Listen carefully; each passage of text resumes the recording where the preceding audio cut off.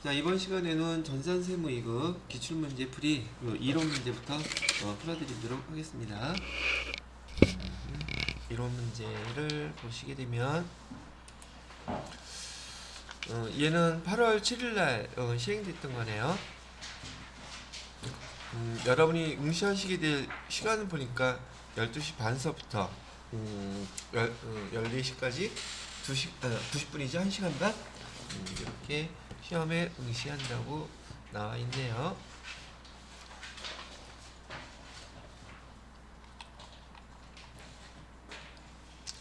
자, 1번 문제부터 보도록 하죠. 다음 중 매출채권 대손 충당금을 갖다가 과소 설정한 것이 재무제표에 미치는 영향으로 옳지 않은 것 찾으랬네요. 자, 그러면 우리는 여기 대손 충당금 과소 설정한 것이 재무제표에 미치는 영향은 계정 5개 중에 하나만 알면 나머지 건 다 똑같이 알 수 있다고 그랬었죠. 그죠? 우선 보는 방법만 먼저 얘기해 볼게요. 문제 푸는 게 아니라 자산이 과대계상됐다면 이익도 과대계상돼야 되죠. 그죠? 자본도 과대계상돼야 되죠. 이 순서는 다 맞네요. 비용도 과대계상될 수 있나요? 얘는 과소계상돼야 되죠. 답은 4번이네요. 아니, 너무 또 쉽게 풀면 재미없지. 이유를 갖다 설명해 줘야 될 테니까. 이거 그냥 기출문제만 보는 분은 그러실 거 아니야. 뭔 소리야? 그럴 거 아니에요. 그죠? 지금 얘를 갖다가 대손 충당금을 과소 설정에 따르면 여기 차변에 대손 상각비 비용을 갖다가 1,000원만 해볼게요. 이렇게 했었어야 되고요. 대변에다가 대손 충당금 1,000원 이렇게 했었어야 되는데 지금 이거 안 했다는 얘기잖아요. 그러니까 과소 계산이 된 거죠. 그럼 비용이 들어가야 되는데 안 들어갔으니 비용은 과소 설정이 계산이 됐겠죠. 그죠? 그럼 비용이 과대 계산된 건 틀린 거죠. 그래서 지난번에 우리 재고자산을 할 때 배웠던 것처럼 지금 비용은 들어가야 되는데 안 들어갔으니 과소 계산된 거는 금방 알겠어요. 그죠?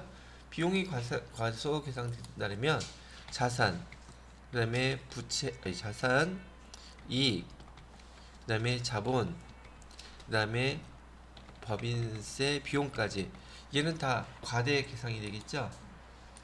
그죠?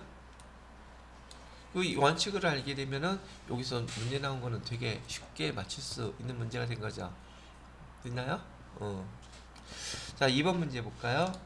2번 문제에서는 다음 중 무형자산의 감가상각에 대한 설명으로 틀린 걸 찾으래요. 자, 무형자산의 잔존가치는 없는 것을 원칙으로 합니다. 정확히 잘 설명했고요.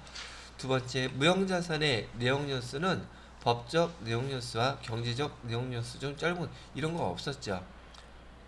법적 내용연수와 경제적 내용연수 중 짧은 것을 한다. 근데 안 봤던 건데 이렇게 나왔다 그러면은 일단은 여러분 안 배웠으니까 이거 모르겠죠. 그죠? 이게 답인가? 그럼 다른 거 한 번 더 볼게요. 3번.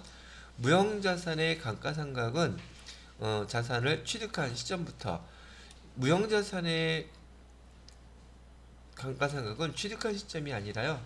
얘를 갖다 실제로 사용하는 시점부터예요.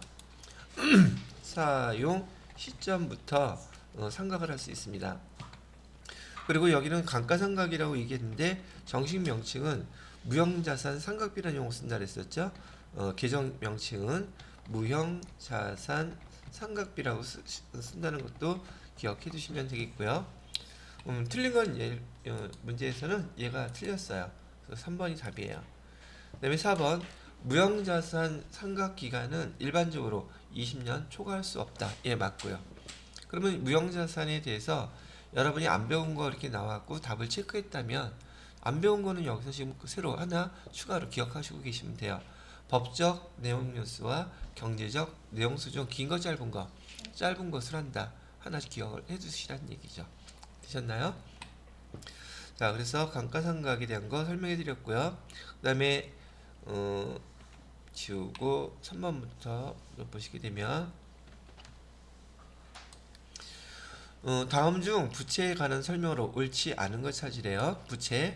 부채는 과거의 거래나 사건의 결과 우리 재무상태표에서요. 자산, 부채, 자본 다 과거의 거래잖아요. 우리 재무회계는 과거 시점이라 그랬죠. 역사적 과거 시점에 대한 거기 때문에 부채도 마찬가지로 과거의 거래나 사건의 결과로 현재 기업 실체가 부담하고 있는 미래 자원의 유출, 그죠?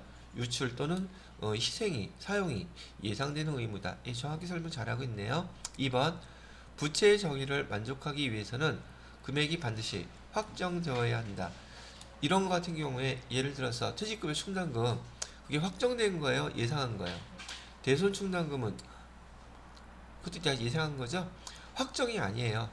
우리가 추정해서 그게 발생할 확률이 되게 높고 나갈 뭐 등등 것도 있다면 그때 부채로 정의할 수 있다는 얘기죠. 확정이 아니란 얘기예요.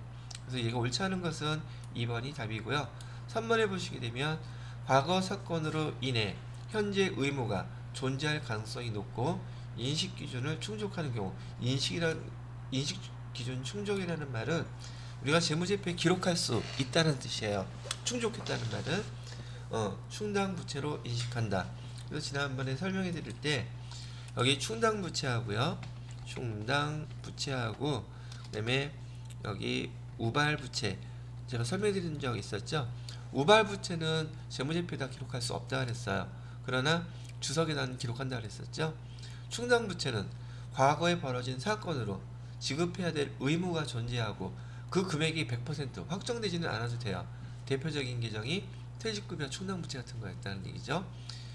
그거 구분하시면 되겠고요. 선수금은 유동부채로 분류된다. 이건 뭐 아실 거니까 뭐 어려울 거 없이 아셨을 거라고 생각이 들어요. 자, 그 다음에 4번 문제를 보시면 결산 시 아래 사항이 누락되었대요. 누락 사항을 반영할 경우 당기 순이익 어떻게 변하겠습니까? 물어보네요.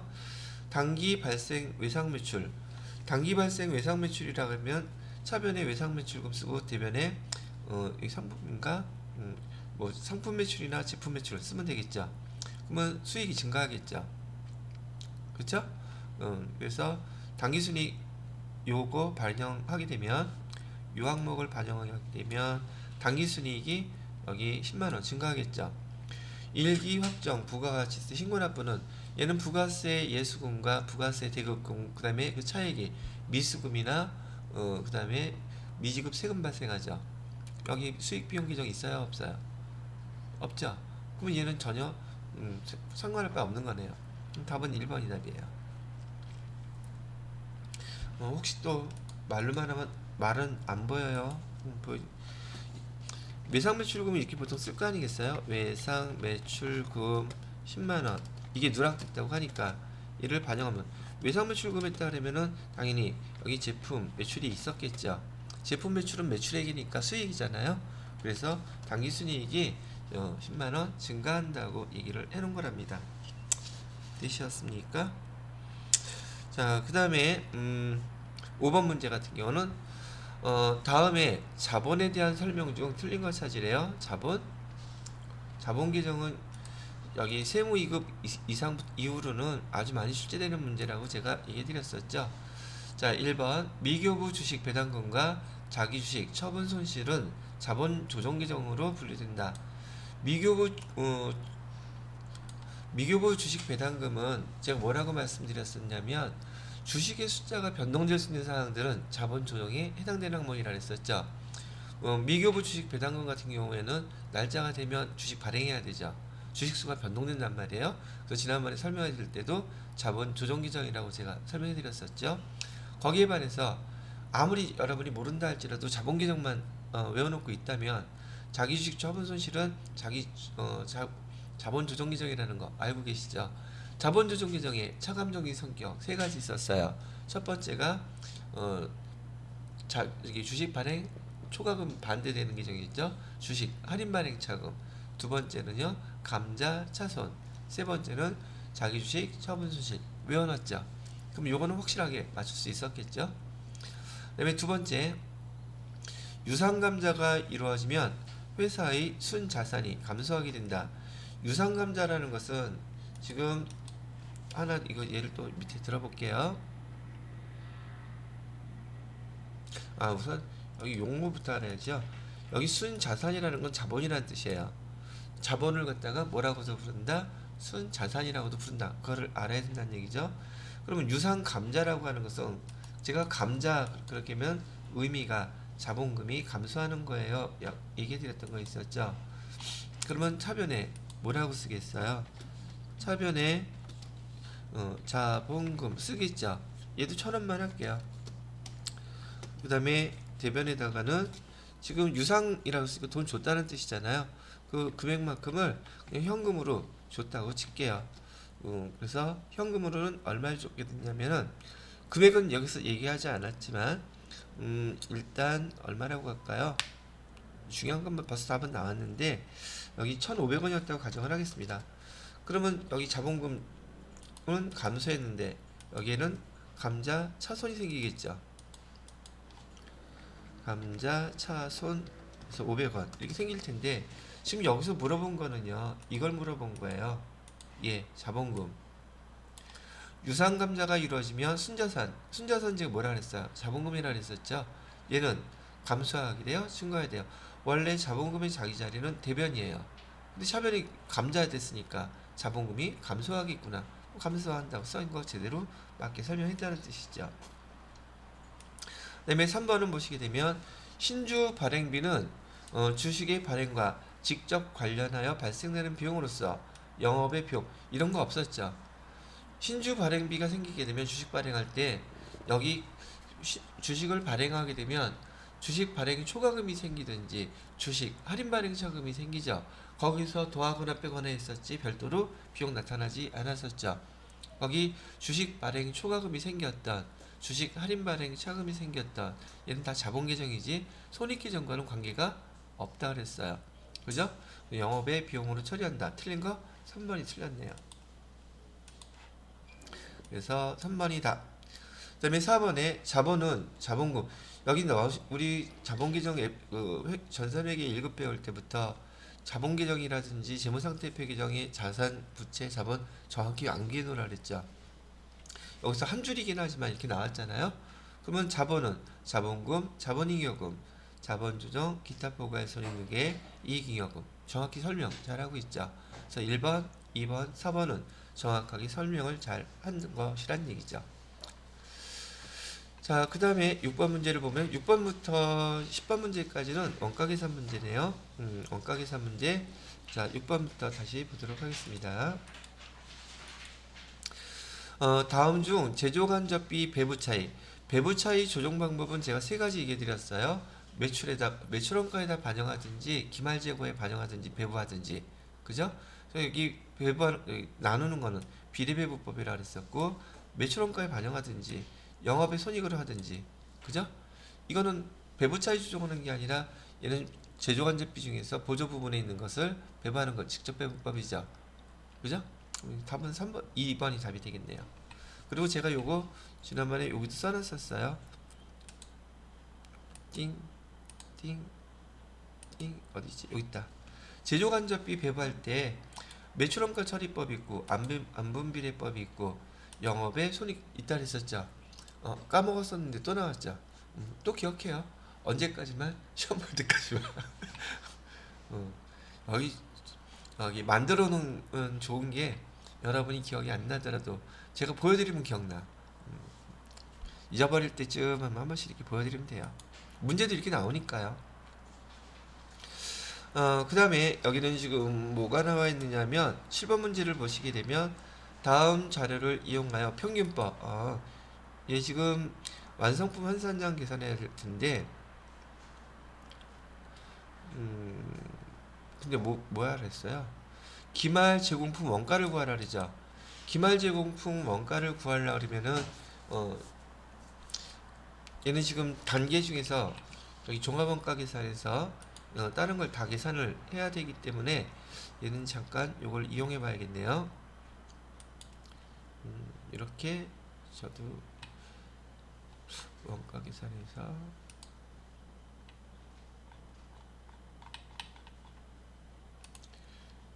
써도 되긴 하는데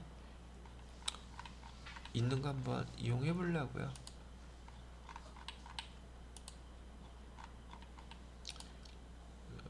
부가가치세, 결합원가 그려놓은 거 이용하면 편할 것 같아서요.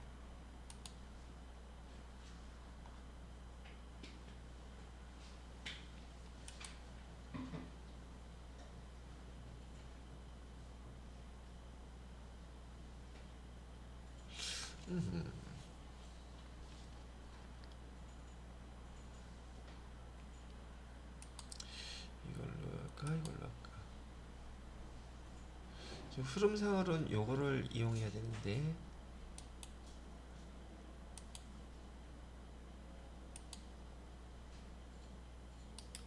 일단 얘를 이용해 보기로 하죠.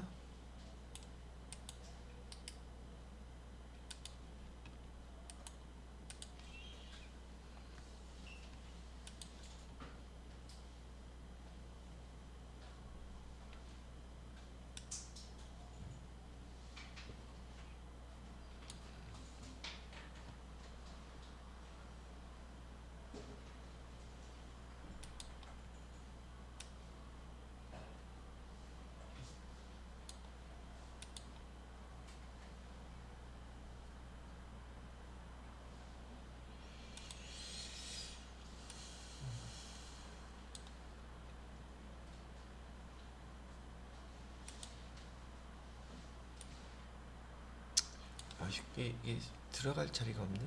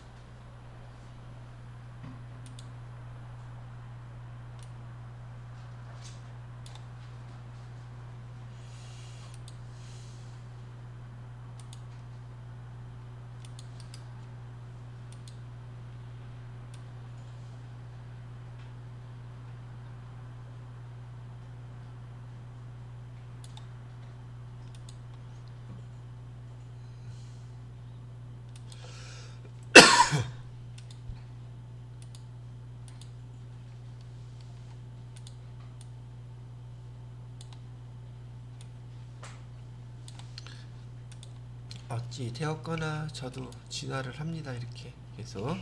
자, 문제를 보면서 여기 해당되는 거에다가 제가 그냥 쭉 한번 입력을 해보도록 하겠습니다. 자, 일단 다음 자료를 이용하여 평균법을 적용하래요. 그럼 평균법만 적용하면 될 것 같고요. 기말 제공품 원가를 계산하라고 되어 있는데 단기 완성품은 지금 1200개라고 나와 있죠. 그럼 단기 완성품은 1200개라고 했으니까 여기 완성품 1200개, 그 다음에 기말 제공품은 400개래요. 여기 400개. 근데 완성도는 50%라고 하네요. 50%. 자, 그 다음에 또 주어진 자료는 재료비는 공정 초기에 모두 발생했고 가공비는 공정 전체 균일하게 발생한다고 하니까 재료비인 경우에는 여기 완성도 사용할 필요 없다 그랬었죠. 이제 완성품 환산량을 계산해야 되기 때문에 그러는 거예요. 자, 그렇고 그 다음에 가공비인 경우에는 공정 전체 균일하게 발생한다고 했으니까 얘는 완성도 계산해서 완성품 환산량 계산해야 되겠죠. 자, 그러면 평균법으로 하라 그랬으니까요. 재료비에 대한 완성품 환산량은 몇 개가 나왔어요? 2개 더하면 되니까 1600개가 되겠죠. 완성품 환산량은 가공비는 몇 개가 되겠습니까? 1200개 완성품에다가 50% 완성도 곱해주게 되면 200개로 되겠죠. 200개하고 1200개 더하면 1000 몇 개 돼요? 400개 되죠. 1400개. 일단은 완성품 환산량을 계산해 봤고요. 그 다음에 주어진 자료를 보니까 여기 원가를 갖다가 지금 해놓고 있죠. 근데 여기 기초 제공품 원가 수량은 뭐 사실 평균법이니까 상관은 없는데 500개 기초에 있었대요. 여기 기초가 500개 있었다는 뜻이고 단기 총 제조 원가 개수로 1100개 있었다고 하니 여기다가 1100개 쓰게 되면 물량 흐름은 딱 맞죠. 1600개로. 근데 우린 이거 굳이 필요 없어요. 근데 재료비 기초 재료비는 지금 두 개, 평균법은 두 개 다 합치기로 했었죠. 50만 원하고 70만 원 합치면 재료비는 총 지금 얼마가 돼요?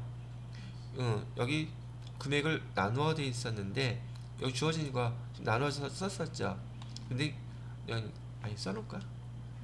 여기 일시중지 돼 있는 것 같아요. 아니에요. 여기 빨간색이 돼 있으면은 녹화되고 있는 거예요. 근데 시간은 안 가.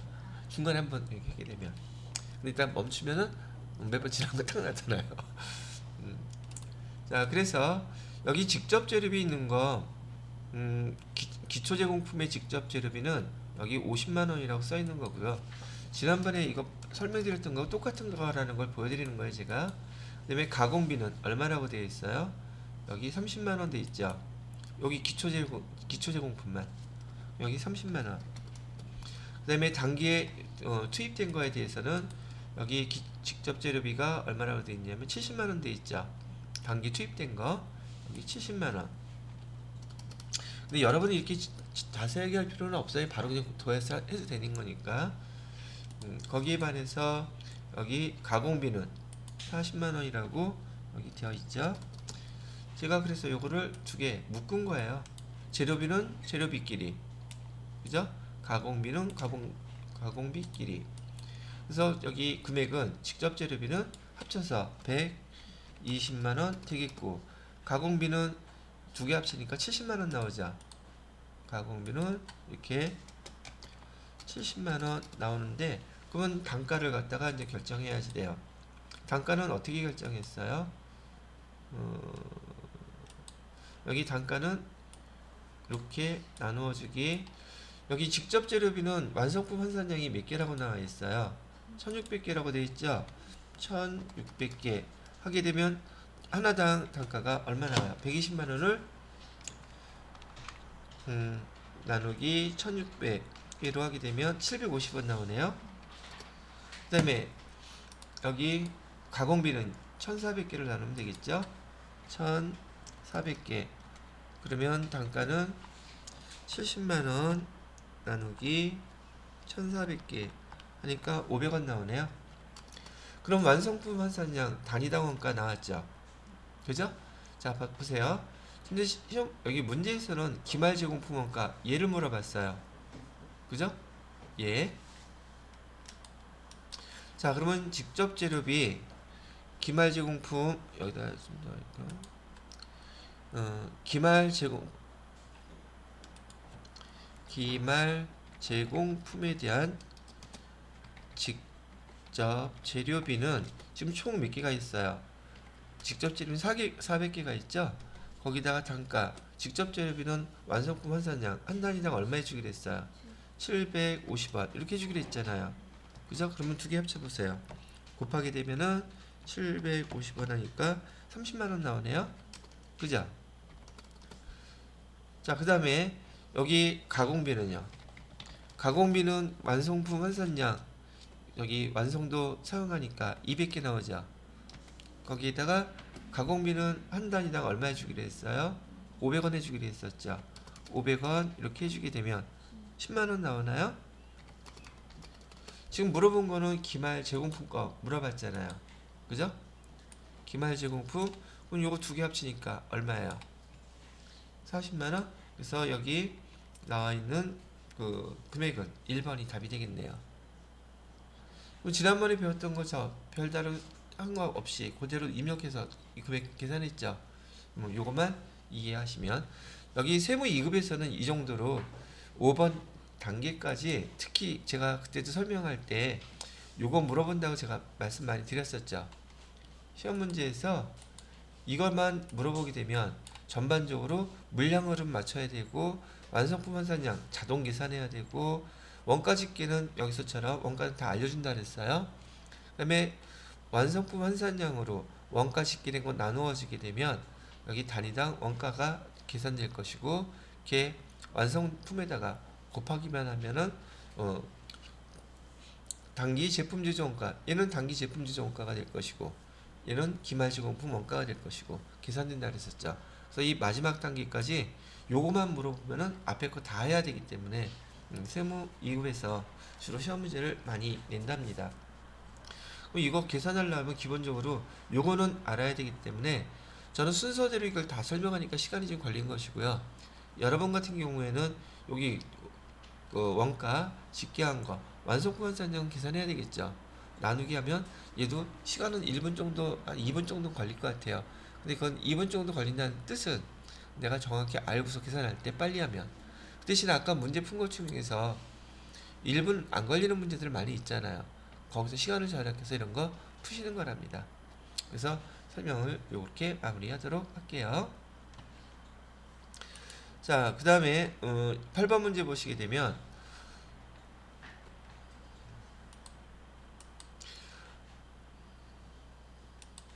2021년 기간에 사용한 원재료는 300만 원이라고 그랬고요. 2021년 12월 31일 기말 원재료 재고액은 2021년 1월 1일 기초 원재료 재고액보다 20만 원이 더 많다. 그래서 2021년 기간 동안에 원재료 매입액, 뭐 이렇게 길게 얘기했어. 원재료 매입액 물어보고 있죠. 자, 이것도 여기 화면 보세요. 지난번에 비슷한 문제를 하나 풀어드리긴 했었는데 이게 어려운 문제는 아니고 오히려 말이 더 어려워요. 그죠? 자, 지금 이렇게 해볼게요. 지금 얘 원재료에 관한 거죠. 지금 원재료는 우리 재고자산에 관련된 항목이기도 하고요. 제가 여기다가 이렇게 그려놓고 이를 원재료라고 쓴단 말이죠. 자, 일단 모르긴 하겠는데 첫 번째 줄에 나와 있는 기간에 사용한 원재료를 했죠. 사용한 거, 사용액 어디다 쓰면 돼요? 얘 사용한 건 우리가 예전에 기초 원재료 재고액에다가 단기 매입한 거 더해주고 기말 원재료 재고액 빼주면 사용액, 소모액, 투입액 이런 용어로 쓴다 그랬었죠. 사용했다는 건 바로 여기 원재료에서 여기에 300만 원이 있다는 걸 지금 얘기를 해준 거예요. 자, 그 다음에 두 번째는 얘는 더 골 때려. 기말 원재료 재고액은 기초 원재료 재고액보다 20만 원이 기말 원재료 재고액이 더 많다는 얘기죠. 그럼 얘를 어떻게 써야 돼요? 뭘 어떻게 써? 여기 빵이라고 쓰고 여기 그냥 20만 원 쓰게 되면 기초보다 20만 원 더 많잖아요. 그죠? 그리고 질문한 건 어디 걸 물어봤어요? 지금 원재료 매입액은 여기 써야 되죠. 원재료 매입액 얼마예요? 320만 원 답이잖아요. 알고 보니까 되게 간단하죠. 이렇게 기초하고 기말을 비교했을 때 많다, 적다 이런 얘기가 나오잖아요. 그럼 한쪽을 영어로 놓고 시작하시면 돼요. 그래서 계산해 보시면 답이 정확히 나온다는 얘기죠. 되셨나요? 자, 그 다음에 9번 문제를 보시게 되면은요. 9번 문제는 원가 집계 과정 중에서 원가 집계 과정에 대한 설명 중 틀린 걸 찾으래요. 틀린 걸 찾으라고 나와 있는데 요 문제도 여기 요 활용해서 하는 게 좋을 것 같아요.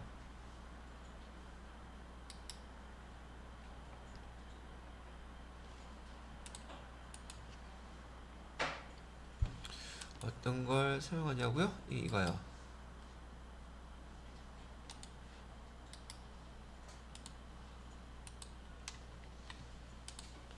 지난번 문제는 이거였었지만 이번 문제는 말로 된 문제로 한번 설명을 해드려 보려고 그래요. 저도 이렇게 현란하게 많이 발전했어요.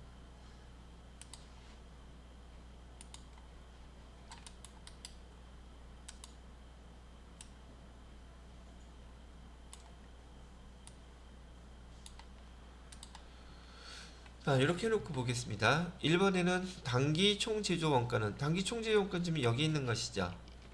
단기 총제조 원가는 여기 제공품 계정의 차변에 제시된다. 제공품 규정의 차변에 여기 다 있죠. 두 번째, 단기 제품 제조원가는 단기 제품 제조원가 여기 있어요. 제공품 규정의 대변에 제공품 규정의 대변에 있죠. 근데 얘는 또 어디에도 있어요? 제품 규정의 차변에도 있죠. 3변에 보시게 되면 단기 제품 제조 원가는 제품 규정 차변에 있잖아요. 됐나요? 근데 지금 우리가 배웠던 규정은요. 여기서 보시는 것처럼 여기 재고 자산인 원재료, 제공품, 제품 세 가지만 나와 있죠. 그리고 여기 매출원가가 계산이 되어 있는데 얘는 명칭이 제품 매출원가죠. 제품 매출원가는 제품 계정인 거예요. 얘가 원가가 계산되면 손익계정의 매출원가 계정으로 또 대체가 돼요. 매출원가는 비용 계정이죠. 그죠? 여기 매출원가가 다음 단계로 어디로 대체가 되느냐 하면 여기 위에다 써놓을게요. 매출원가를 짓게 하는 여기 비용 계정이 매출원가라는 계정으로 얘가 대체가 돼야 돼요. 근데 제품 계정에서 이 매출원가는 대체가 된다면 여기 매출원가 지금 비용 계정이죠. 이 매출원가가 차변에 들어오겠어요? 대변에 들어오겠어요? 그죠? 왜? 매출원가는 비용이 발생하면 차변에 기록해요? 대변에 기록해요? 차변에 기록하잖아요. 이해가 되세요?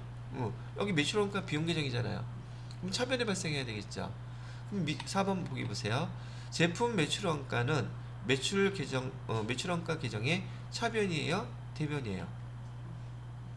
차변이 돼야 되겠죠. 매출원가가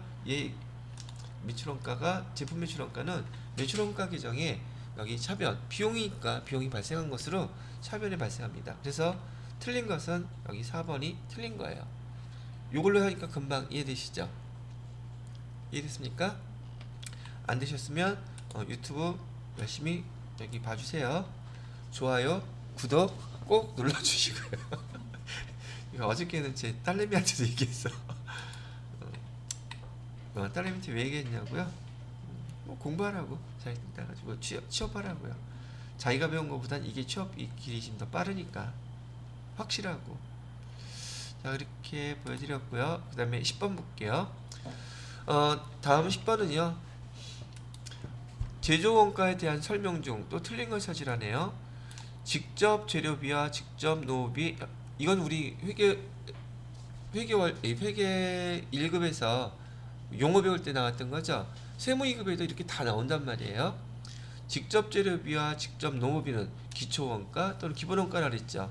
직접 노후비와 제조간접비는 가공원가 또는 전환원가라고도 했었죠. 제조원가는 직접 재료비, 직접 노후비, 제조간접비 이걸로 됐죠. 다 맞네요. 4번에 생산근로자의 식대, 생산근로자의 식대하고 판매근로자의 식대, 제조원가이다. 제조원가는 공장에서 발생된 원가라고 그랬었죠. 그래서 얘는 제조원가가 되겠지만 얘는 비제조원가가 되겠죠. 얘는 판관비이기 때문에.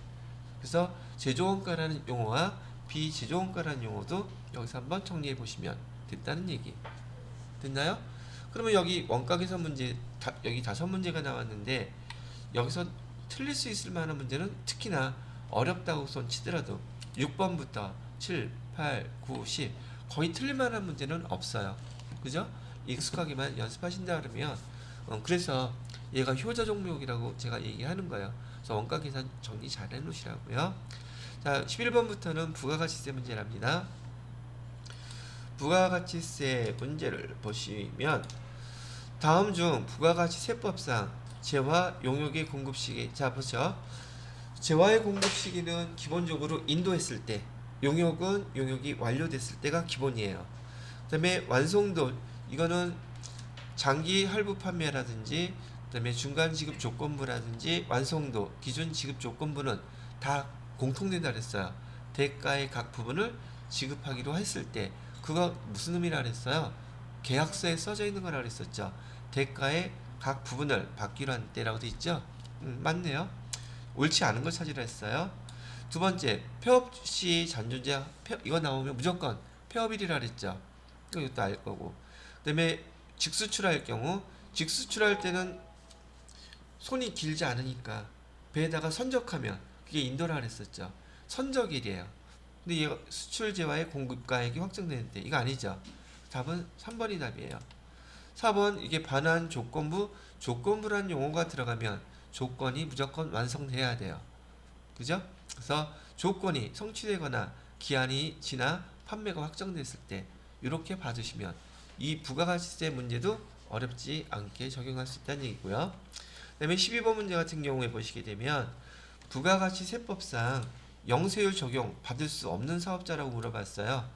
첫 번째 우리가 배웠던 거 영세율 적용받을 수 없는 사업자는 과세 사업자는 다 되는데 면세 사업자는 안 된다 그랬죠. 근데 면세 사업자도 면세 포기하면 가능하다고 배웠어요.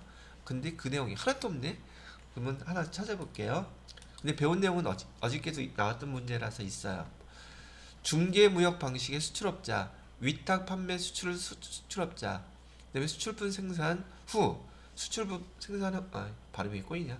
수출품 생산한 후에 외국으로 반출. 당연히 이건 외국 수출하는 거거든요. 이 세 가지는 다 돼요. 근데 지금 4번에 보시게 되면 수출을 대행하는 수출업자는요. 수출을 대행해주고 실제로 자기가 대행만 할 뿐이지 그 수출을 갖다가 하는 당사자는 따로 있단 말이죠. 이렇게 대신하고 얘는 수수료만 받아요. 이걸 뭐라고 부르냐면 수출 대행 수수료라고 부른단 말이죠. 수출 대행 수수료를 받는 이 사업자는 수출 사업자가 아니에요. 국내 사업자예요. 국내 사업자가 수출만 대행했을 뿐이고 수출업자한테 수수료를 받는 거예요. 그러면 제가 말씀드렸을 때 외화를 벌어들이는 건 다 저기 영세율 적용해 준다 그랬죠. 이 사람 수출 대행 그 사업자는 지금 외화를 받고 있어요, 원화를 받고 있어요. 수출업자로부터 원화를 챙기잖아요. 그럼 영세율 적용이 되겠어요, 안 되겠어요? 그래서 수출 대행 수수료는 여기 영세율 적용되지 않는다. 그래서 4번이 답이에요. 되셨나요?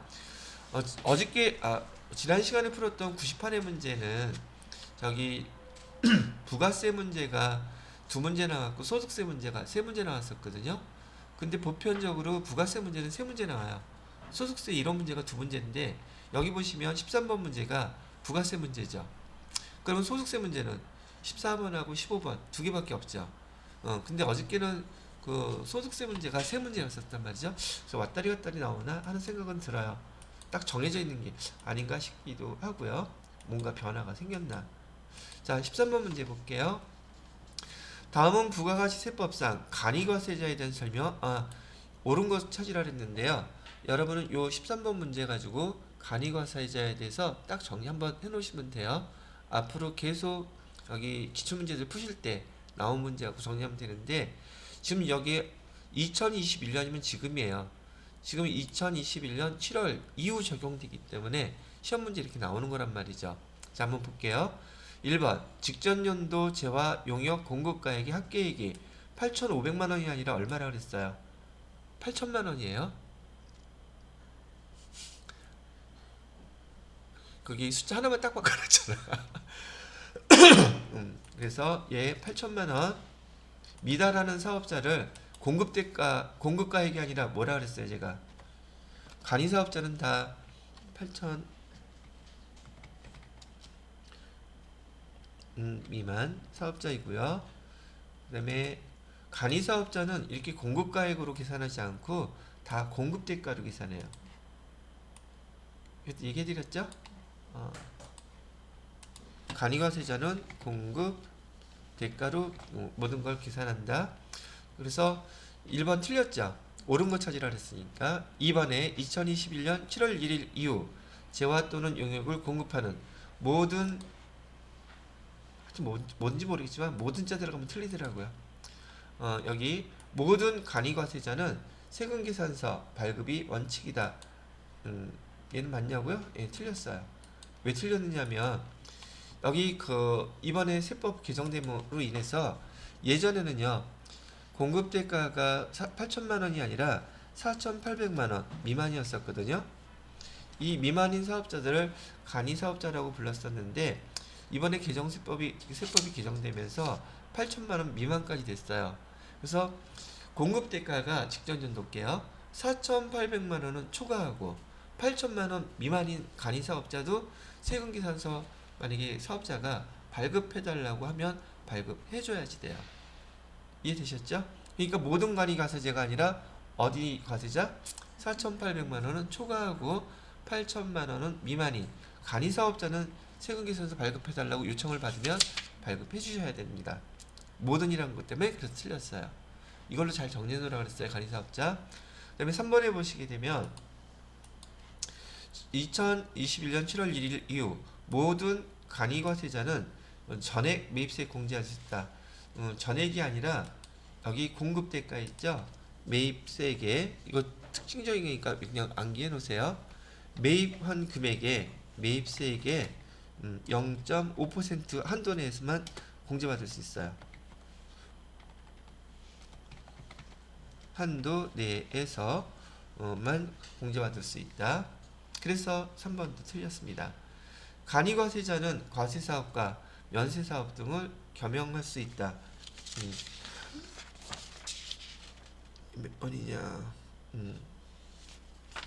그래서 간이과세자는 과세사업도 할 수 있고요, 면세사업도 할 수 있어요.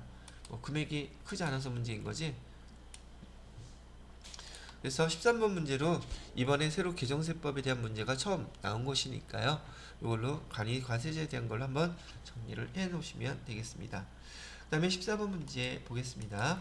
14번 문제는 지금 소득세법상 부동산 임대사업, 사업소득이겠죠? 틀린 걸 찾으래요. 주거용 건물 임대업에서 주거용 건물 임대업에서 발생한 수익금액 합계액이 2천만 원을 초과하게 되면 종합과세예요. 분리과세가 아니라. 종합과세다. 그래서 틀렸고요. 그 답은 1번이네요. 그 다음에 나머지 3개는 다 맞는다는 뜻이잖아요. 얘도 이렇게 정리하시면서 교재 찾아가면서 일일이 하지 마시고요. 여기 있는 거 내용만 잘 정리하십시오. 왜? 2문제 맞추려고 볼 양이 되게 많잖아. 그럴 바에는 뭐 한다? 실기 연습도 한다. 찍어도 하나는 맞출 수 있지 않겠어요? 다 틀리려나? 자, 그 다음에 2번이요. 1주택 소유자가 한 개 주택을 임대하고 있는 경우 주택의 임대보증 간주임대로 계산하지 않는다. 계산하지 않습니다. 자, 3번에 주거용 건물 임대업에서 발생한 수익금액 합계액이 2천만 원 이렇게 이하잖아요. 2천만 원 이하면 여기 분리과세, 무조건 분리과세는 아니에요. 선택할 수 있어요. 근데 실제로 국세청에서 여기 2천만 원 이하짜리 주택용 건물 임대하잖아요. 그 세무서 신고할 때, 소득세 신고할 때 분리과세용이라고 딱 나와요. 명시가 돼서. 그럼 다른 걸로 하면 안 되고 국세청에서 조언하는 대로 그렇게 하는 게 제일 편리하더라고요. 이거 제가 계속 봤기 때문에 금방 알아요. 자, 그 다음에 4번 부동산을 임대하고 받은 선세금에 대한 총수익금. 이건 월세 미리 받을 수 있잖아요. 자, 1년치 예를 들어서 1200만 원을 먼저 받았어요. 근데 들어온 날짜가 이 사람이 10월 1일 날 입주를 해가지고 내년 9월 30일까지라고 이렇게 한다면 올해 것만 딱 계산해야 되겠죠. 우리가 손익에 이연 했던 거하고 똑같은 개념이란 뜻이에요. 읽어보면 부동산을 임대하고 받은 선세금에 대한 총 수익금액은 그 선세금을 계약기간의 월수로 나눈 금액에 각 과세기간에 합계액을 한다. 그러면 올해 과세기간에 해당되는 금액은 얼마겠어요? 매달 100만원씩이니까 10월, 11월, 12월 300만원만 들어가고 내년에는 900만원 들어가겠죠. 이해되셨어요? 그 말이에요. 그래서 여기 주택 임대업에 대한 것은 여기 1, 2, 3, 4번 요거하고 정리를 해 놓으시면 되겠습니다. 자, 마지막으로 15번의 문제는요. 다음 소득세법에 따른 근로소득 수입시기를 물어봤는데, 근로소득의 수입시기는 기본적으로 근로 제공한 날이라고 얘기해드렸죠. 근로소득. 그래서 급여에 대한 거는 수입시기가 근로를 제공한 날이고요. 주식 매수 선택권은 행사한 날이에요. 행사한 날.